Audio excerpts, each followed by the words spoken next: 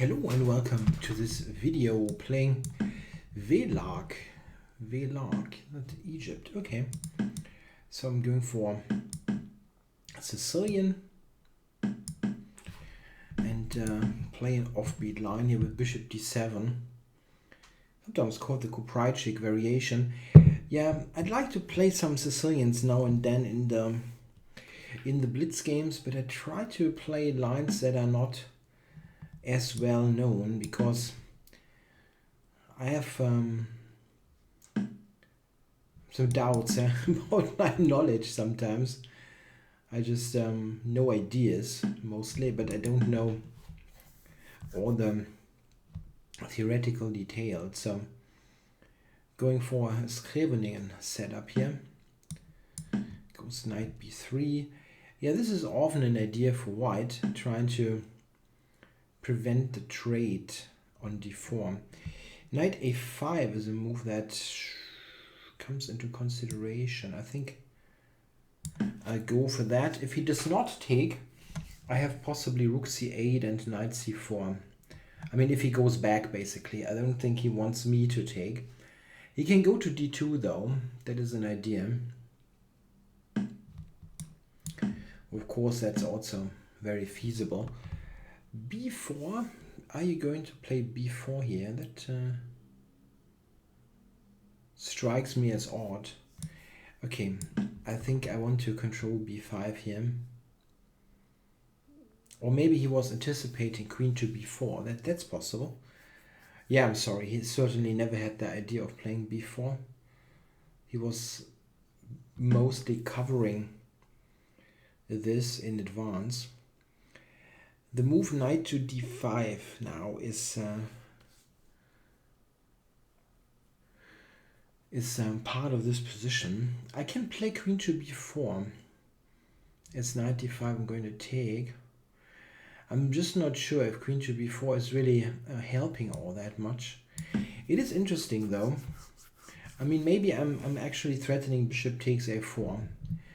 Okay, I'm threatening knight e4 anyway, but maybe bishop takes a4 is also quite okay. I mean, he has the rook on b1, so.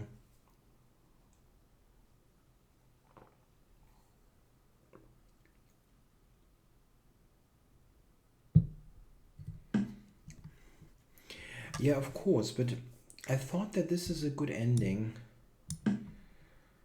I'm okay, maybe a good ending is a little bit too much, but I thought it is okay for sure. So I can take on d2, and I think I should. Yeah, trading queens makes sense. But what I can do actually, I can take a4. I just only now spotted this. I was thinking just e5, and I'm okay with the structure, but of course I can just take this critical. This is hanging pawn on a4. Okay, he might take on e6 and try to play against this. Okay, I think all the way back. I think he should take now on e6 and maybe try to play against my pawns.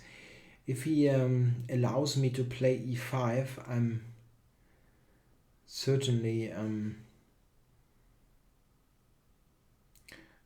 just a pawn up for no particular compensation.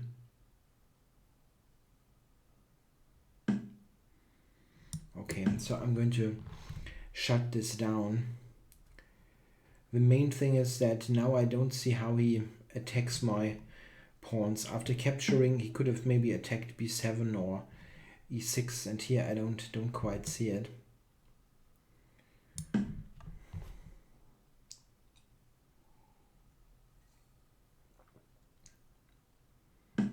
Bishop b4 maybe was an idea, but okay.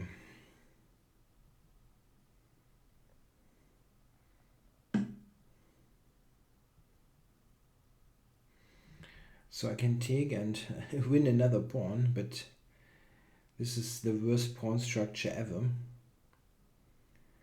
So I'm not sure that this is such a great idea. Okay, g6 maybe is an idea.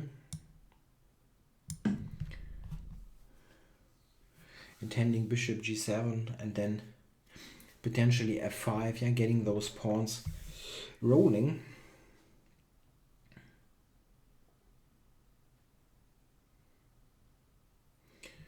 Bishop b4. I can definitely take on f4, yeah. And I'm a bit ahead on the clock, so it looks quite okay. It just goes back. So I'm preparing f5. Or now, of course, also just to take. I mean, and now he goes this way. Here, interesting. So I can take and then go for check and g5. I think I'd rather do that. This looks a bit more conservative, but I think this is also very okay. Covering d6, he will very likely take on e5 now. No, he doesn't. Okay, then I'm taking f4 and just check. Trade everything down.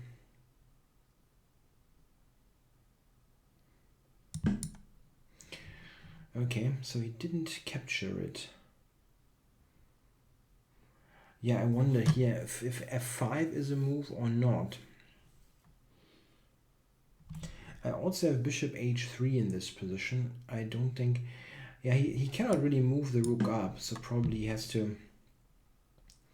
Oh, he moved the rook up. Okay, he's got king f2, yeah, on the check on e1. Okay, maybe I can just be a bit of a nuisance here with the bishop and see what he does. Rook g3 maybe? No. Okay, bishop e2 blunders stuff. Let's not do that.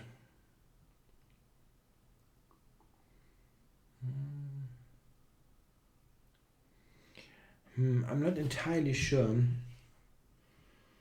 what the best way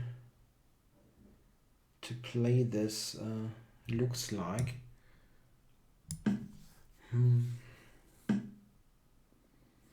Here can take and go bishop f3, I think. Check.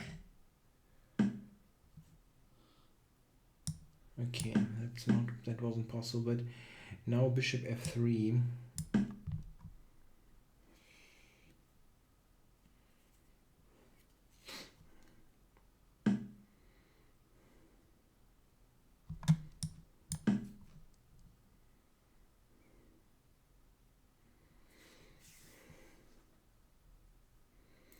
He has to go b4 now, I think.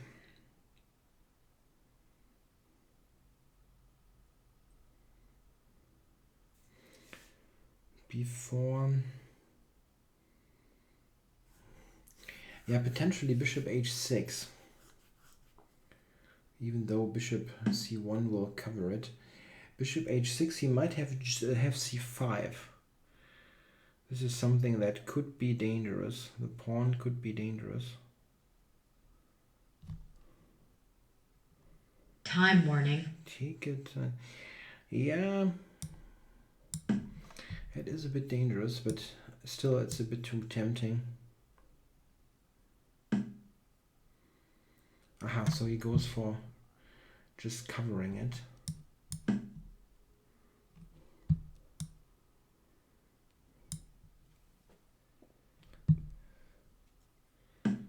Doesn't feel especially active.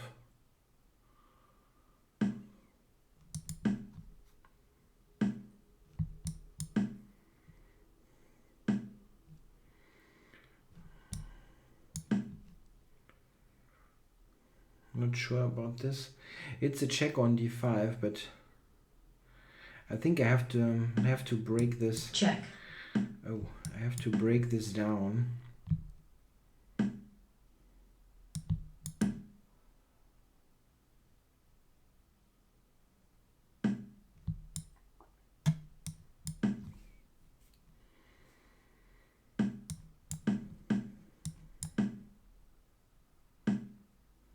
Check.